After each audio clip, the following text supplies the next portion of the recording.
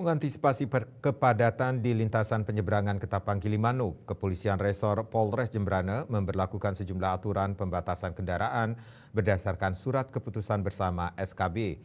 Langkah ini dilakukan menjelang perayaan Hari Suci Nyepi Tahun Baru Saka 1947 yang jatuh pada tanggal 29 Maret 2025 dan arus mudik Lebaran.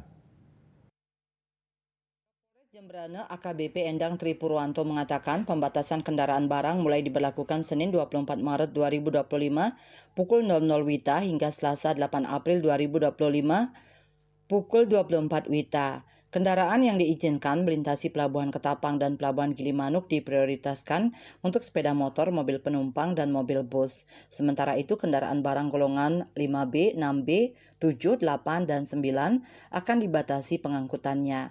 Kendaraan berat akan dibatasi dalam periode tersebut sehingga pengemudi dapat menggunakan jalur alternatif seperti Tanjung Wangi Kilimas atau Jangkar Lembar. Lebih lanjut untuk mengurai kemacetan, Polres Jembrane juga menerapkan sistem penundaan perjalanan delaying system dan screening tiket di beberapa titik buffer zone. Bagi kendaraan tujuan Pelabuhan Ketapang, pengendara dapat menunggu di rest area Grand Watu Dodol dan kantong parkir Dermaga Bulusan. Sedangkan untuk kendaraan yang akan menuju Pelabuhan Gilimanuk, titik buffer zone disiapkan di Terminal Kargo Gilimanuk dan Terminal Bus Gilimanuk khusus sepeda motor. Selain itu, untuk menghormati perayaan Nyepi, layanan operasional angkutan penyeberangan akan ditutup sementara selama 24 jam. Di Pelabuhan Ketapang, penutupan berlaku mulai Jumat 28 Maret 2025 pukul 17 WITA hingga Minggu 30 Maret 2025 pukul 6 WITA. Di Pelabuhan Gilimanuk, penutupan dimulai Sabtu 29 Maret 2025 pukul 5 WITA hingga Minggu 30 Maret 2025 pukul 6 WITA.